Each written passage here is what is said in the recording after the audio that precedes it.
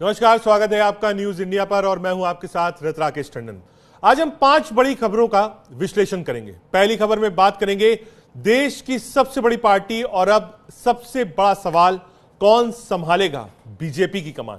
क्या कोई अनुभवी चेहरा होगा या फिर कोई नया तेज और रणनीतिक चेहरा सामने आएगा। नाम कई है, शिवराज सिंह चौहान, खट्टर, प्रधान, राजनाथ सिंह या फिर सुनील बंसल। लेकिन फैसला सिर्फ एक पर होगा। तो क्या बदलेगी बीजेपी की दिशा और कौन बनेगा राष्ट्रीय अध्यक्ष?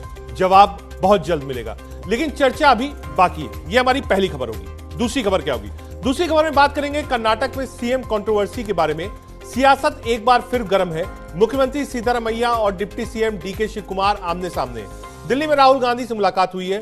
प्रियंका से अलग से चर्चा हुई है। क्या कांग्रेस आलाकमान नेतृत्व बदलाव की तैयारी में है?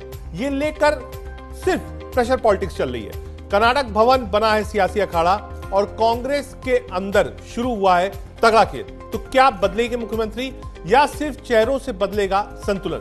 तस्वीर जल्द साफ होगी, लेकिन संकेत बहुत कुछ कह रहे हैं। ये 2 खबर। तीसरी खबर बताएंगे आपको, योगी आदित्यनाथ वर्सेस अखिलेश यादव। ये हम आपको 2 तस्वीरें दिखा रहे हैं कर्नाटक में क्या होगा। एक तरफ डीके शिव कुमार है और एक तरफ सिद्धारमैया है। अब आगे बताएंगे कांवड़ को लेकर और सावन को लेकर योगी आदित्यनाथ और अखिलेश यादव आमने सामने। और दूसरी बड़ी खबर यह है कि पॉलिटिक्स हो रही है पोस्टर्स की। योगी आदित्यनाथ ने एक लड़की के दाखिले के लिए, पढ़ाई के लिए कहा था सार्वजनिक रूप से, उसके साथ कंपैरिजन हो रहा है। अखिलेश यादव ने भी किसी की पढ़ाई की सिफारिश करी और वो विदेश में पढ़ाई कर रही है। इसके पोस्टर्स पूरे लखनऊ में लगे हुए हैं। इस खबर को भी आपको बताएंगे कि आखिर ये पोस्टर्स किस बात की तरफ इशारा कर रहे हैं। क्या यूपी में माहौल गर्म हो रहा है चुनाव के लिए? आगे आपको बताएंगे वोटर लिस्ट के बारे में। वोटर लिस्ट में क्या कोई संशोधन होगा? क्या वोटर लिस्ट का काम जारी रहेगा? लोकतंत्र की बुनियाद ही खतरे में न पड़ जाए। कोर्ट ने चुनाव आयोग को लताड़ भी लगाई है। फर्जी नाम है, डुप्लीकेट वोटर है या फिर जानबूझकर की गई चूक है, ये भी हम आपको समझाने की कोशिश करेंगे। 5वीं खबर में बात करेंगे महाराष्ट्र में मराठी बनाम हिंदी विवाद की। हैरानी इस बात की है कि 20 साल बाद एक मंच पर दिखे राज ठाकरे और उद्धव ठाकरे। क्या भाषा की लड़ाई अब राजनीतिक समीकरण में बदल जाएगी? और उद्धव ठाकरे जो अब तक कांग्रेस के साथ खड़े थे, अब क्या राहुल खड़े हो पाएंगे? क्या राहुल इस मराठी मानुष वाली अस्मिता के साथ पूरे देश में लड़ पाएंगे? और हाल ही में बिहार में चुनाव।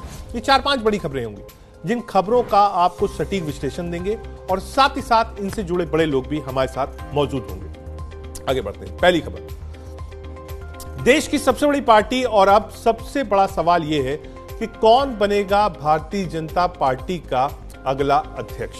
जी हां, ये 100 लोग इस बात को पूछ रहे हैं कि भाई अध्यक्ष कौन बनेगा। लोगों के मन में उत्सुकता है।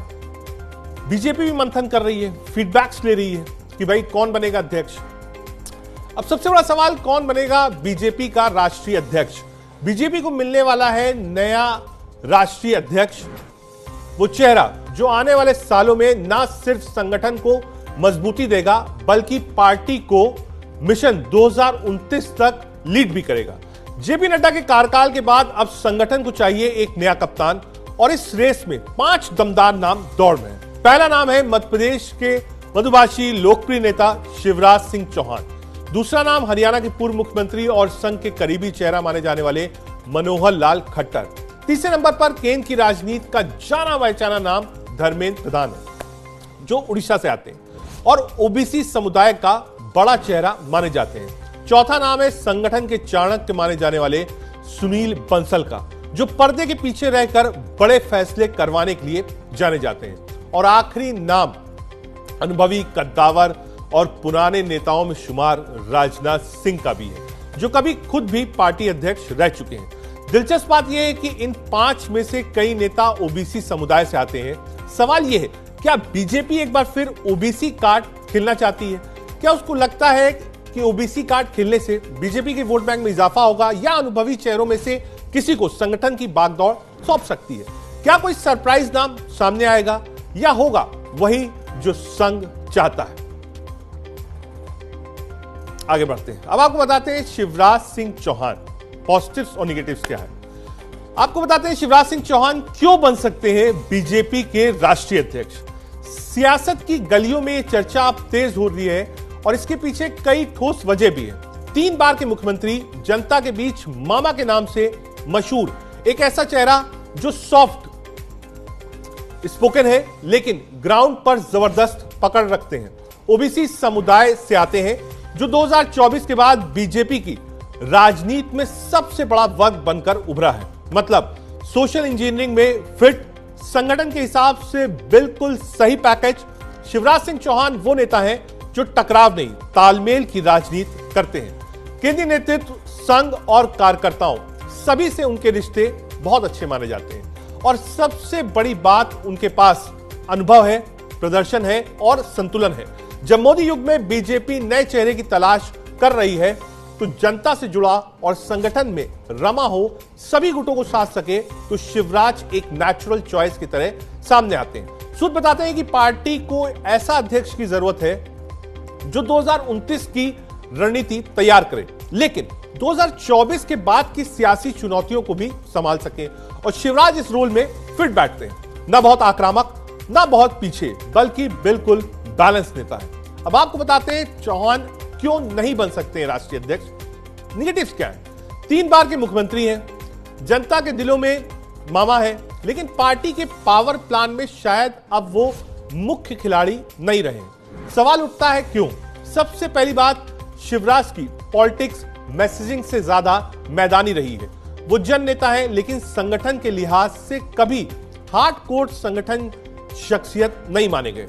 जब बीजेपी एक ऐसे अध्यक्ष की तलाश में है जो दिल्ली के पावर सेंट्रिक समीकरणों को साध सके, पीएमओ, आरएसएस और संगठन तीनों के बीच में समन्वय बैठा सके, जो शिवराज का नेचर थोड़ा भावुक और मास ओरिएंटेड माना जाता है, जो शायद हाईकमान को आज के दौर में फिट नहीं बैठता। दूसरा बड़ा कारण है 2023 में मुख्यमंत्री पद से सम्मानजनक विदाई हुई थी, लेकिन यह भी एक संकेत था कि नेतृत्व उन्हें अब अगले रोल में नहीं बल्कि साइडलाइन करने की ओर बढ़ रहा है। और तीसरा मुद्दा है, शिवराज भले ही ओबीसी चेहरा हो, लेकिन बीजेपी नए कम उम्र के और ज्यादा स्ट्रैटेजिक ओबीसी नेताओं को आगे ला रही है, जैसे धर्मेंद्र प्रधान या सुनील बंसल, जो संगठन के ज्यादा करीब माने जाते हैं। चौथा पहलू है, शिवराज की राजनीतिक शैली भावुक और लोकल स्तर की है, जबकि पार्टी को चाहिए एक ऐसा अध्यक्ष जो राष्ट्रीय स्तर पर टफ डिसीजन ले सके, चुनावी रणनीति तय कर सके और सियासी कटिंग एज दिखा सके। यहां शिवराज की इमेज थोड़े पुराने दौर की लगती है। और आखिर में आरएसएस और मोदी शाह की जोड़ी की पसंद भी शायद किसी और की तरफ झुकी हुई है। साफ शब्दों में कहें, संघ शिवराज को पसंद करता है लेकिन अध्यक्ष नहीं बनाना चाहता है।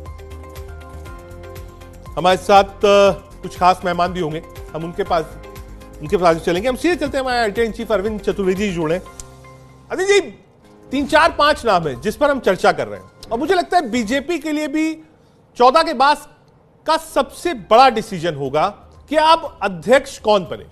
क्योंकि ऑलरेडी 2 पावर सेंटर्स, अगर आप कहीं प्रधानमंत्री नरेंद्र मोदी, अमित शाह हैं, इतने साल में रहते हुए जेपी नड्डा ने जो एक मानचित्र तय किया है, जो एक बेंचमार्क सेट किया है, किसी नए अध्यक्ष के लिए इतना आसान नहीं होगा। जिम्मेदारी भरा ताज। अरविंद जी,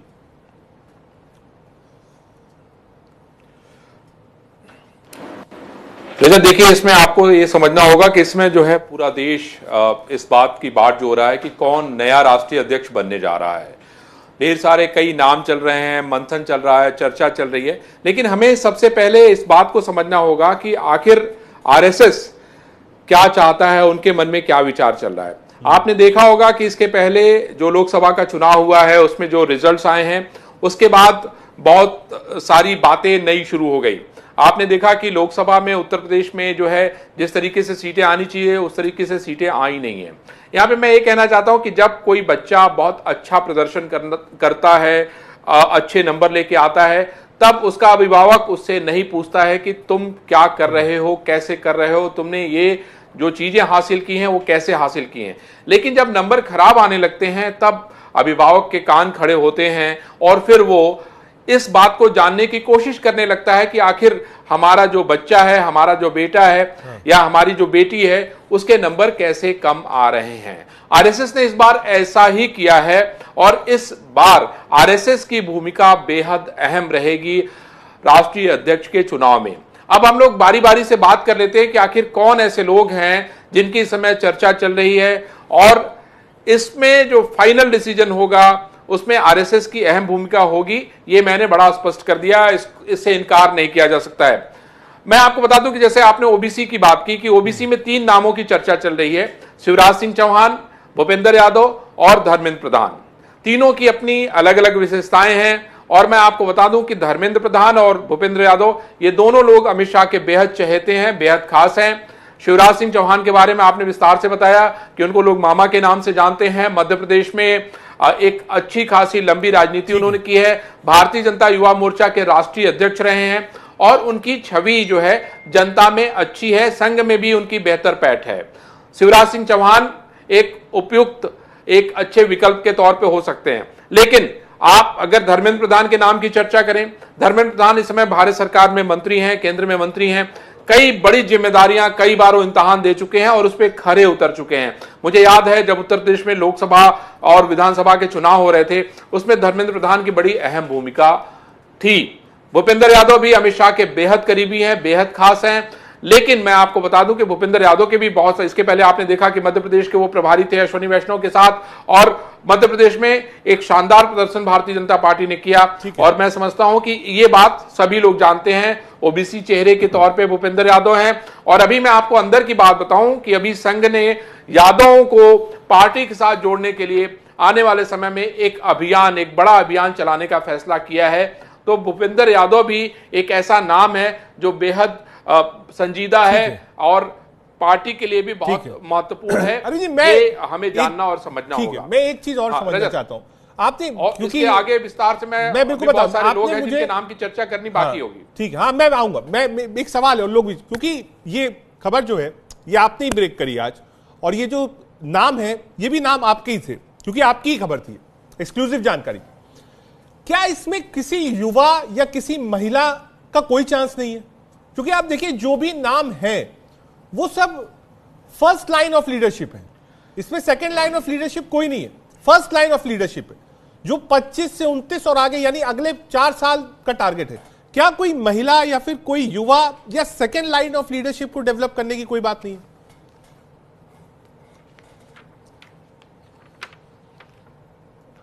बड़ा अच्छा सवाल पूछा रजत। इसमें मैं आपको ये बताना चाहता हूं कि संघ का काम करने का जो तरीका है वो जैसे किसी नाम की चर्चा हो रही है तो उस नाम को जो है वो आगे बढ़ा देते हैं और उस पर पूरे देश की राय लेते हैं, अपने संगठन की राय लेते हैं, नेताओं की राय लेते हैं, उसके अलावा आम जनता की राय लेते हैं। और चूंकि संघ के बहुत अलग अलग संगठन है, अलग अलग क्षेत्र में वो काम कर रहे हैं तो उनकी राय बड़ी मायने रखती है।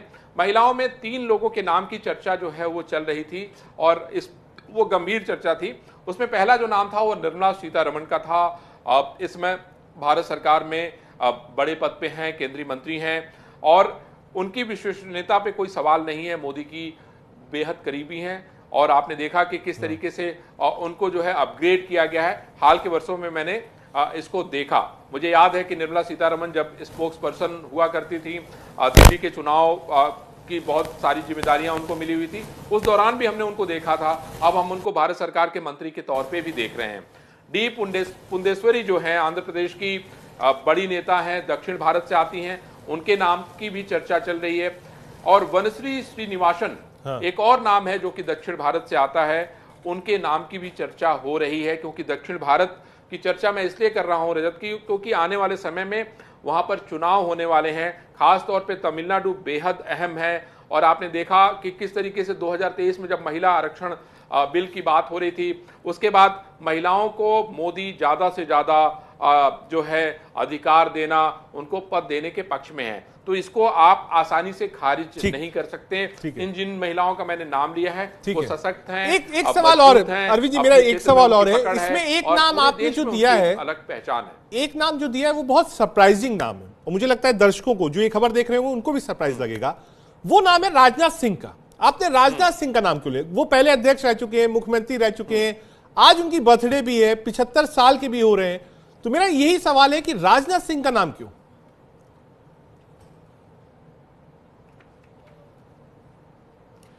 आपने ये भी ध्यान दिया होगा कि प्रधानमंत्री नरेंद्र मोदी ने उनको बधाई देते हुए क्या लिखा है। ये मैं प्रधानमंत्री नरेंद्र मोदी के काम करने के तरीके को थोड़ा बहुत समझने की कोशिश करता हूं। खैर, नरेंद्र भाई को ये अच्छा लगता है कि लोग जो है जो वो कहना चाहते हैं लोग उसको समझ न पाएं, ये उनकी विशेषता है। और एक साथ वो 1 2 3 4 5 तरीके के प्लान बना के रखते हैं, वो किसी को आसानी से समझने नहीं देते हैं। अब आपने एक बड़ा सवाल पूछा कि आखिर राजनाथ सिंह क्यों राष्ट्रीय अध्यक्ष बन सकते हैं। उसके लिए मैं आपको बता दूं कि इस समय अगर हम देखें तो उत्तर प्रदेश में एक चर्चा चल रही है कि आखिर उत्तर प्रदेश का भविष्य क्या होने वाला है। उसके अलावा मैं आपको बता दूं कि राजनाथ सिंह के आने से एक जो बड़ी चर्चा ये है कि जो ठाकुर वोट है उसको लेके जो बाकी अलग अलग भ्रांतियां हैं, लोग अलग अलग चर्चाएं हैं, उस पे विराम लग जाएगा। राजनाथ सिंह इसके पहले भी अध्यक्ष थे। आपको याद होगा जब नरेंद्र मोदी के प्रधानमंत्री पद की घोषणा की जाने की बात हो रही थी, उस समय राजनाथ सिंह ने आगे बढ़ के इस बात को घोषित किया। और आपको यह भी याद होगा कि किस तरीके से लालकृष्ण आडवाणी और सुषमा स्वराज नाराज हो गए थे, लेकिन राजनाथ सिंह ने पीछे मुड़ के नहीं देखा। तो राजनाथ सिंह अपनी विश्वसनीयता को जो है एक बार स्थापित कर चुके हैं लोगों ने। और नरेंद्र भाई ने भी ये देख लिया है कि राजनाथ सिंह जो बात कहते हैं उसको करने में जरा सा भी कोई संदेह नहीं होता है। आज आपने एक और बड़ी महत्वपूर्ण बात देखी कि किस तरीके से मोहन भागवत ने एक बड़ी बात कही कि 75 साल के ऊपर जो लोग हो गए हैं उनको आप जो है साल पहनाइए, साल उड़ाइए। उसके बाद देखिए लगातार मर्मरिंग होने लगी कि क्या प्रधानमंत्री नरेंद्र मोदी जो है 75 साल के होने वाले हैं, तो क्या होने वाला है। तो उसके पीछे भी एक बड़ा कारण है राजनाथ सिंह को राष्ट्रीय अध्यक्ष बनाए जाने को लेके। तो राजनाथ सिंह अगर अध्यक्ष बनते हैं तो उससे एक साथ कई सारे काम भारतीय जनता पार्टी, ये जो नाम थे, ठीक है अरविंद जी, ये जो नाम चल रहे हैं का काम राउंड में घूम रहे हैं, वो धीरे धीरे चीजें लोगों के सामने आएगी। ये जो राउंड्स घूम रहे हैं ना, ये बहुत फैमिलियर नाम है एटलीस्ट जनता के लिए। मिनिस्टर्स हैं जितने भी हैं, चारों कैबिनेट मिनिस्टर हैं, लेकिन एक डार्क हॉर्स आपने रखा है सुनील बंसल। क्यों?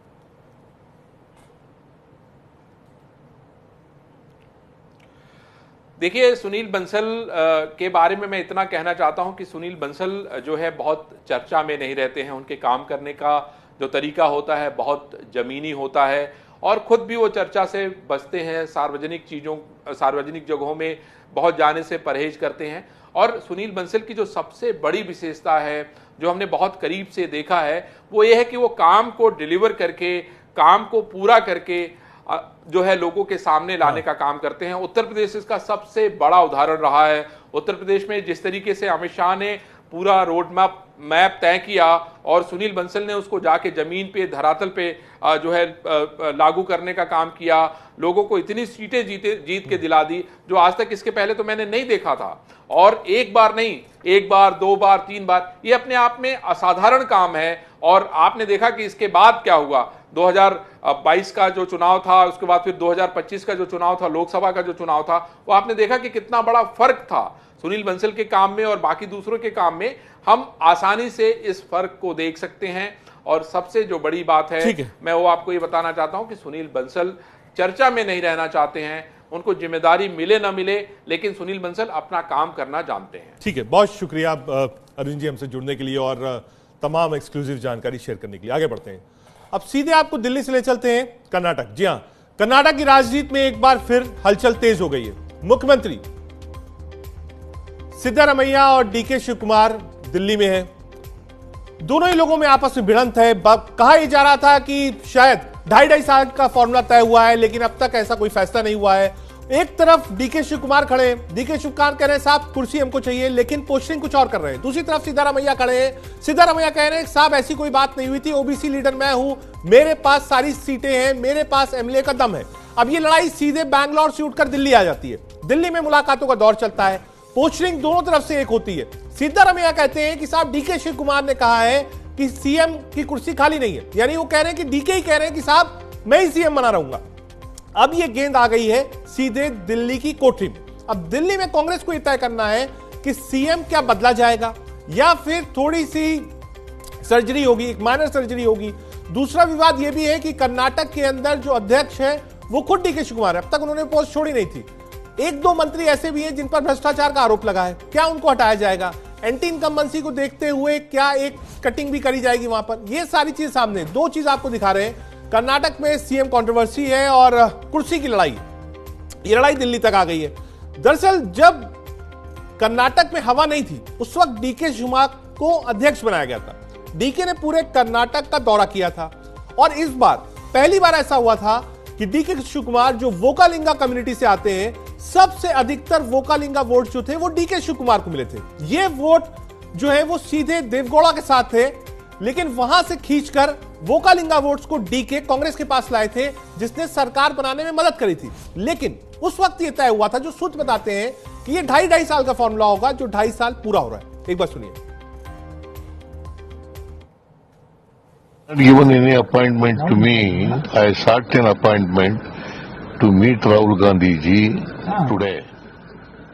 So far, no information. No, DK Shivakumar himself said it that there is no vacancy of Chief Minister post. Thank you, sir. No, he has not given any appointment to me.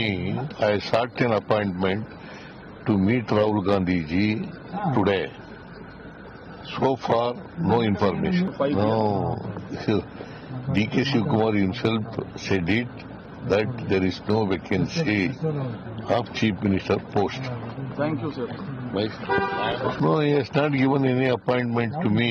I sought an appointment to meet Rahul Gandhi ji today. So far, no information. No, DK Shivakumar himself said it that there is no vacancy. Graphics के जरिए आपको समझाते हैं क्या क्या काम हुआ है और दिक्कतें कहां हैं। कर्नाटक कांग्रेस की 5 गारंटी योजनाएं हैं। गृह लक्ष्मी योजना, महिलाओं को 2000 रुपए प्रति माह की आर्थिक सहायता। अन्य भाग्य योजना, बीपीएल कार्ड धारकों को हर महीने 10 किलो मुफ्त चावल। गृह ज्योति योजना, प्रत्येक घर को हर महीने 200 यूनिट तक मुफ्त बिजली। शक्ति योजना, राज्य की बसों में सभी महिलाओं को मुफ्त यात्रा की सुविधाएं। युवा निधि, डिग्री पास युवाओं को 3000 रुपए और डिप्लोमा पास को 1500 रुपए महीना बेरोजगारी भत्ता। ये लड़ाई क्यों हुई है, ये आपको बताते हैं। क्यों हुई है सिद्धारमैया और डीके शिवकुमार में खींचतान? मुख्यमंत्री पद को लेकर अंदरूनी खींचतान है या समय के भीतर नेतृत्व परिवर्तन की चर्चा है? राहुल गांधी और प्रियंका गांधी से अलग अलग मुलाकातें हैं। कर्नाटक भवन में सूट और लेकर साइलेंट पावर शो है। प्रेस कॉन्फ्रेंस भी अलग अलग है, एजेंडा भी बिल्कुल अलग है। ये दो भागों में क्या कांग्रेस बढ़ गई है? हालांकि कांग्रेस ऑफिशियली अभी यही कह रही है